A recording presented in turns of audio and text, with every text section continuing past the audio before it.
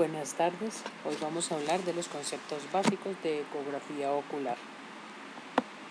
Fue en 1949 la primera vez que se utilizó ecografía en medicina y en 1956 la primera vez que se dio uso en oftalmología.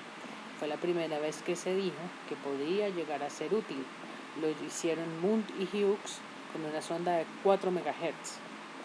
Oxala hasta el 57 empezó a utilizar el modo A. En el 59 fue la primera vez que se utilizó el modo B. Lo utilizaron Baum y Greenwood y lo que utilizaban era este tipo de máscaras especiales y casi 5 galones de agua para poder hacer una inmersión. En el 72 fue la primera vez que Carl Osoinin realizó la ecografía estandarizada, estudió el estandarizado y lo sacó comercialmente con un equipo que se llamaba el Crestegnic. Lo que él hacía era estandarizar la imagen que se obtenía y se utilizaban modelos tisulares. Este tipo de modelos tisulares como estos él utilizaba una pieza de un material, una pieza quirúrgica. Este específicamente era un tumor metastásico a hígado, un tumor originado en páncreas metastásico a hígado. En el 90, Pavlin y Foster crearon la ultrabiomicroscopía y eran equipos grandes, exclusivamente de ultrabiomicroscopía, y esta era la sonda con un transductor que se movía ampliamente y había que tener una gran capacidad, un gran entrenamiento para poderlo utilizar. Fue hasta el 98 cuando Michel Puech hizo estudios para poder hacer una imagen de polo posterior con una sonda de alta frecuencia como la de 50 MHz. Esto se ha quedado en investigación, funciona, pero no ha sido comercial. ¿Cómo funciona el transductor?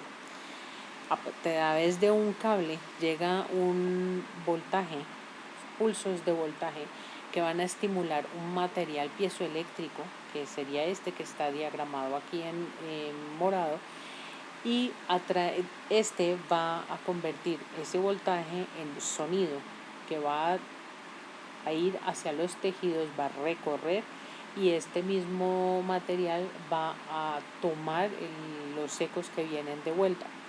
A través de este lente se van a enfocar y van a ser transmitidos hacia el equipo. ¿Cómo funciona el equipo? El pulsor emite pulsos de voltaje a una frecuencia suficiente como para que haya tiempo para retomar la imagen que está regresando, la información que está regresando y analizarla. Este pulsor emite los pulsos, van a través del transductor, se emite hacia los tejidos y regresa, va a ir hacia un receptor. En el receptor se va a regresar una imagen con un voltaje muy pequeñito, debe ser amplificada, modificada, se le deben controlar el ruido, debe ser procesada para poder transmitirla a un convertidor y el convertidor va a volver esta imagen que es en electricidad en una imagen digital para poder nosotros verla y analizarla. Algo de física. El sonido se emite desde la sonda hacia los tejidos y en el líquido, esto es una imagen de cómo se transmite el sonido en el líquido, que es uno de los medios que transmite el sonido. El transductor va a emitir los pulsos de sonido que se van a transmitir de esta manera como ondas en el líquido. La distancia que hay entre un pulso y otro es lo que nosotros llamamos la longitud de onda. A mayor longitud de onda, menor frecuencia. A mayor frecuencia, mayor resolución, pero menor penetración. Esta es la traducción gráficamente de lo que estamos hablando. Con una sonda de 10 tenemos tenemos una frecuencia baja en ecografía de oftalmología. Con una sonda de 20 tenemos la sonda de alta frecuencia, con la cual vamos a ver también el polo posterior, siendo la misma imagen. Aquí se ve mucho mejor la resolución de la retina, pero no alcanzamos a ver la órbita que sí vemos con la de sonda de 10. Y con la sonda de 50, que es ultrabiomicroscopía, la penetración va a ser mucho menor, sin embargo va a ser mucho mejor la resolución. La onda incide en un intercambio de superficies, es transmitida de una superficie a otra y es reflejada hacia el transductor.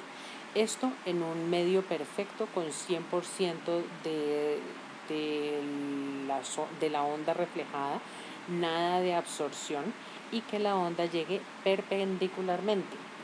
Cuando la onda incide de manera oblicua, se divide, parte se absorbe en los tejidos, parte se refracta, esto significa que cambia de dirección, y parte se refleja, pero en una dirección distinta a la del transductor. Por lo tanto, lo que llega al transductor va a ser menor y la imagen va a ser menos densa.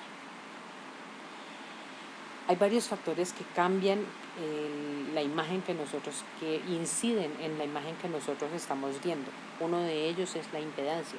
La impedancia es la resistencia que da un tejido a la transmisión de ese eco. A mayor densidad, mayor impedancia. También va a modificar el eco la diferencia de impedancias que haya entre los tejidos que el eco va siendo transmitido. ¿Todo esto qué significa? Cuando el tejido es de muy alta densidad, se refleja mucho hacia el transductor, por lo tanto la imagen va a ser blanca, muy brillante, y vamos a ver muy bien esa imagen. Sin embargo, cuando el medio no tiene gran densidad, no va a reflejar el sonido y no vamos a ver nada. Lo otro que está cambiando en cuanto a la impedancia es la diferencia de impedancia entre los tejidos. Si hay una gran diferencia, el eco se refleja. Si hay una pequeña diferencia, el eco no se refleja. Esto lo podemos traducir en estas imágenes. Cuando nosotros estamos hablando de desprendimiento de retina, es un tejido de alta impedancia, por lo tanto se va a ver blanca. Pero no se va a ver de igual manera la misma retina, que tiene la misma impedancia, que cuando se ve con respecto al vítreo, que cuando se ve con respecto a una hemorragia subretiniana. Cuando estamos viéndola con respecto al vítreo, la retina es blanca. Cuando estamos viéndola con respecto a una hemorragia subretiniana, la diferencia entre impedancias no permite que la retina sea blanca. La retina se ve como una sombra oscura, y es cuando hablamos de fantasmas. Como ya habíamos dicho, la perpendicularidad con que yo dirija mi transductor y el eco hacia el tejido influye mucho en lo que yo vaya a ver. Si el eco es totalmente perpendicular, se refleja completamente y yo voy a ver muy bien esa imagen. Sin embargo, cuando entre más inclinación tenga el eco que yo estoy transmitiendo, menor va a ser lo que se va a retornar hacia el transductor. Cuando estamos evaluando una superficie redondeada, es mucho lo que se refracta y poco lo que retorna hacia el tejido.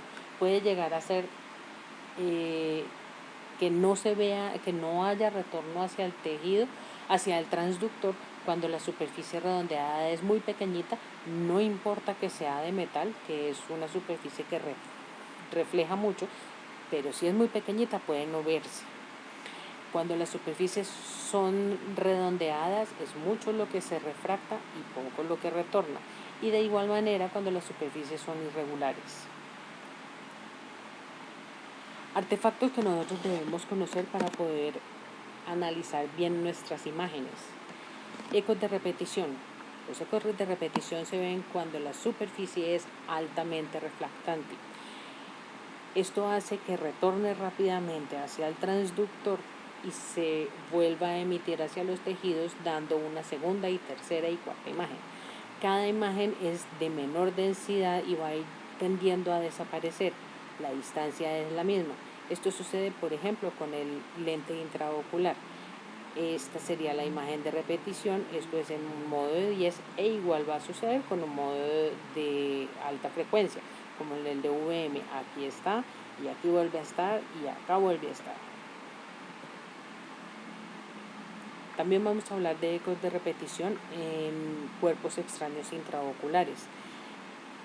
Debemos tener en cuenta el material del cuerpo extraño intraocular. Es de alta refractancia, por lo tanto produce ecos de repetición, produce sombra y va a producir una imagen en cola de cometa, que es un eco de repetición que rápidamente se va a desaparecer cuando el material es metálico, vidrio, y definitivamente no se ve cuando el material es madera. Cuando estamos hablando de líquidos pesados, los ecos de repetición van a producir una imagen que se llama de linterna. Son ecos de repetición de muy lenta de reabsorción, muy lenta de desaparición y siguen hasta el final de la imagen. Esto está descrito en varios artículos, la diferencia en lo que va a producir un vidrio de un cuerpo extraño, de unos líquidos pesados. Otro artefacto es el ángulo crítico. ¿Qué es lo que esto significa? Superficies redondeadas que refractan la imagen y no van a permitir que regrese hacia el transductor. Esto sucede, por ejemplo, como en el cuerpo ciliar. Es una superficie redondeada, refracta la imagen y hace que hacia atrás, da la impresión de que hacia atrás, allí en ese sitio, no hay tejido. Y es por el ángulo crítico. Otro efecto del ángulo crítico es el cristalino en su ecuador, que va a producir que se refracte la imagen, que lo que logra pasar sea más lento y llegue y forme en la parte del polo posterior una imagen que ha sido descrita como la joroba de Baum. Son estas jorobitas que están viendo aquí.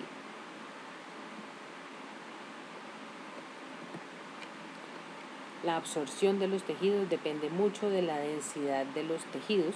No es la misma absorción la que produce el calcio, que forma una sombra ecoica que impide ver nada por detrás de esa lesión, que lo que producen los tejidos de alta densidad como el melanoma, lo cual también se absorbe, produce una sombra, pero sí nos permite ver por detrás.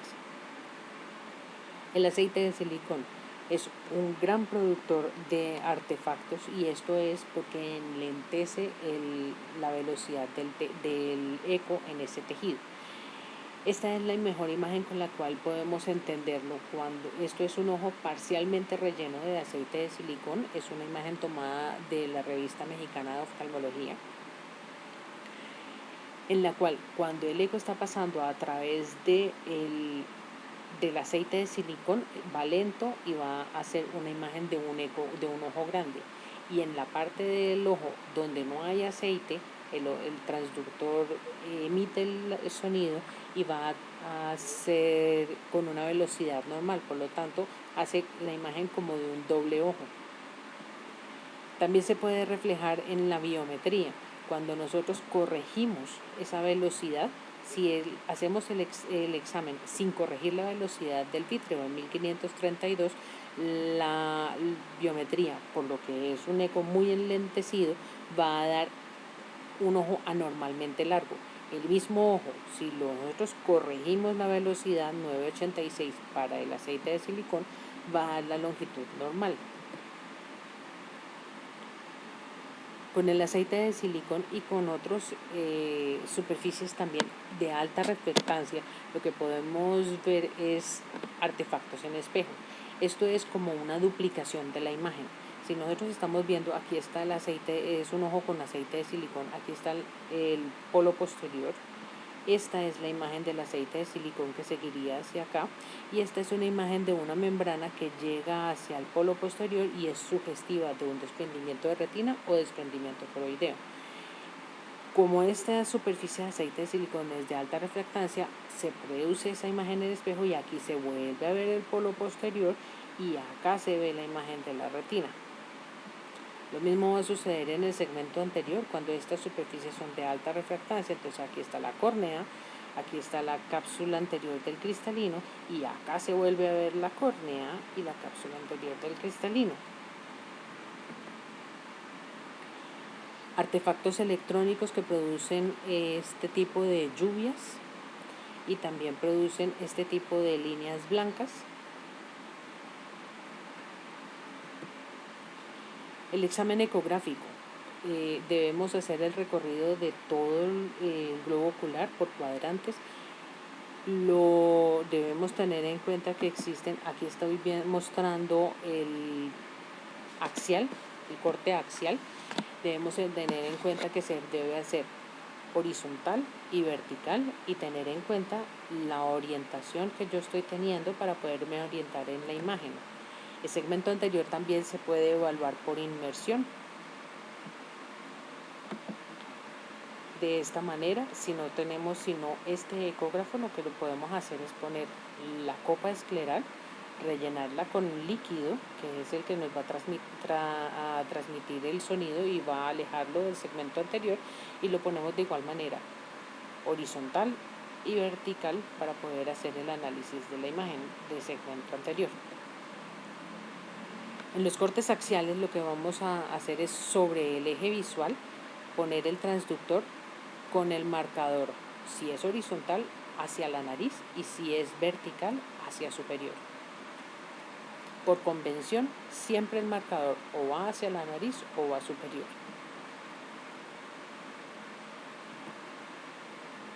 En los cortes longitudinales, el marcador va con siempre hacia el eje visual. Longitudinal, siempre el marcador hacia el eje visual. Hay que aprender a orientarnos en la imagen. Si yo estoy poniendo el marcador nasal, lo que estoy viendo es temporal. ¿Qué significa? Que lo que está más cerca del marcador nasal está en este sector. Lo que está lejos del marcador, del transductor, está en este sector. Lo que está cerca del marcador hacia el eje visual es lo superior y está arriba, hacia acá. Y lo que está lejos del marcador del transductor es lo que está hacia la parte inferior, y por eso encontramos el nervio óptico hacia acá. Los cortes transversales se realizan cuando estamos vertical u oblicuo hacia arriba y cuando estamos horizontales hacia la nariz. El nervio óptico se va a evaluar para axial por lo general. Axial no, porque el cristalino puede tener una gran densidad y atenuarlo el sonido, no permitirnos verlo bien. Vamos a hacer cortes transversales en el cual vamos a verlo redondeado y cortes longitudinales en el cual vamos a ver su trayecto. Por lo general, los 2/3 anteriores de la órbita es lo que podemos evaluar con el modo B. Otra forma de evaluar el segmento anterior, si lo tenemos, es la sonda de ultrabiomicroscopía. Se puede utilizar con el tapón, que se utiliza para la copa escleral, como lo vemos aquí, o con el Clear Scan, que se utiliza en contacto directo sobre el globo ocular del paciente. La imagen es la misma. Es un examen dinámico, afortunadamente, y podemos evaluar movimientos del globo ocular. También podemos evaluar acomodación, cambios con la acomodación, cambios con la luz, prendiendo y apagando la luz.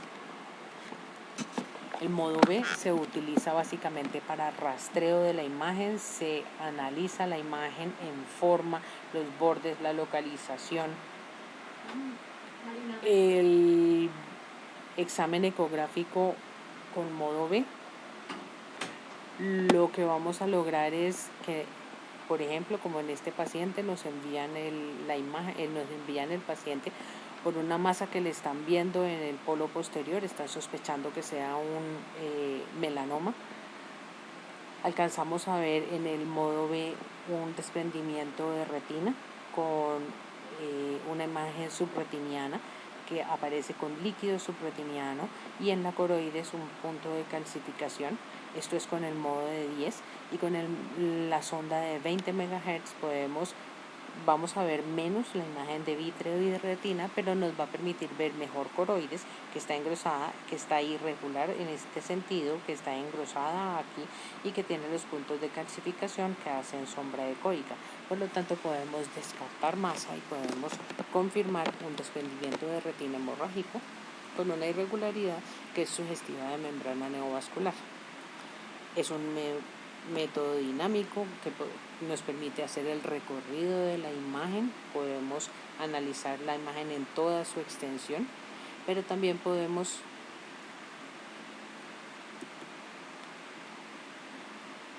analizar movimientos y hacer que el paciente mueva el ojo para poder nosotros analizar la imagen que está por dentro, viendo que esto no es algo estable, que es un nivel de líquido que está dentro por debajo de la retina. La ecografía estandarizada nos implica utilizar el modo A y el modo B. Lo que vamos a hacer es un análisis cuantitativo de la lesión y de su estructura, reflectividad, atenuación, la estructura interna, para poder analizar tumores, específicamente tumores, pues principalmente tumores, también membranas. Podemos ver la masa, podemos recorrerla, describirla, la localización, la longitud, describir el desprendimiento de retina asociado y la hemorragia vítrea asociada. Y en el modo A podemos ver el pico de alta reflectividad que correspondería a retina, los picos de los bordes de la lesión y en la estructura interna de la lesión. Aquí nos da la cuantificación de la estructura interna de la reflectividad. También podemos ver otro tipo de movimientos en ecografía, que son los movimientos espontáneos. Es diferente el movimiento que se realiza aquí que los movimientos que se realizan en estos sectores, que son los movimientos espontáneos. Estos movimientos espontáneos corresponden a vascularidad de la lesión.